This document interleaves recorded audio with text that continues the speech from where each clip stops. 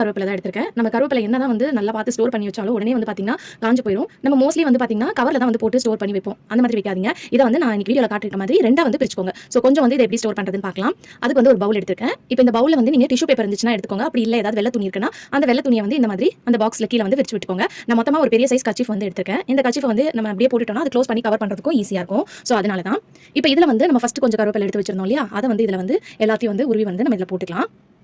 So இந்த மாதிரி நீங்கள் ஸ்டோர் பண்ணி வச்சிங்கன்னா ஒரு வாரம் வரைக்கும் உங்களுக்கு நல்லாவே வந்து பார்த்தீங்கன்னா ஃப்ரெஷ்ஷாக இருக்கும். அதுக்கும் மேலே கூட வந்து உங்களுக்கு நல்லா ஃப்ரெஷ்ஷாக இருக்கும்.